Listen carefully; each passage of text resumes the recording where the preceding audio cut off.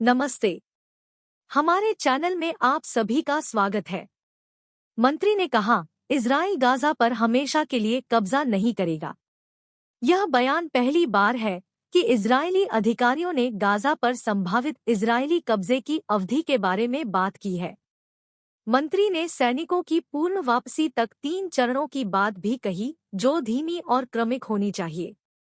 Israeli रक्षा मंत्री Yoav Gallant ने इस शुक्रवार 20 को कहा, गाजा पट्टी में जमीन के रास्ते इजरायली सैनिकों की आसन्न घुसपैठ एक स्थायी मिशन नहीं होगी और इजरायल का इस क्षेत्र में हमेशा के लिए रहने का इरादा नहीं है।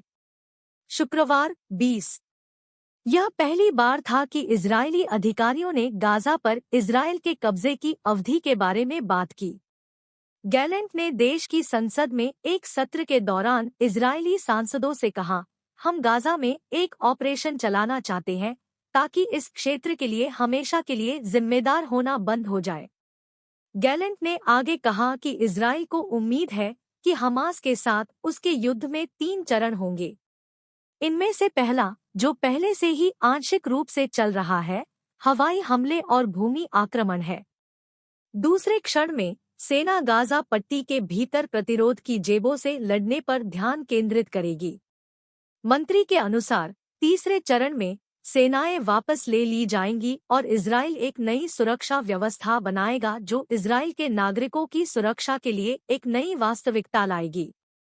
मंत्री ने कहा, अंतिम चरण के पूरा होने पर इजरायल गाजा पट्टी के लिए अपनी जिम्मेदारी हमेशा के लिए समाप्त कर देगा। उन्होंने यह नहीं बताया कि उनके देश की नियोजित नई सुरक्षा व्यवस्था कैसे काम करेगी, लेकिन उन्होंने कहा कि मुख्य उद्देश्य हमास को नष्ट करना है।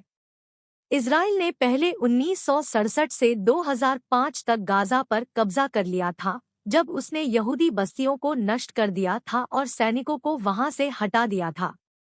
इजरायल की वापसी के 2 साल बाद हमास ने सत्ता संभाली। लंबा और क्रमिक युद्ध।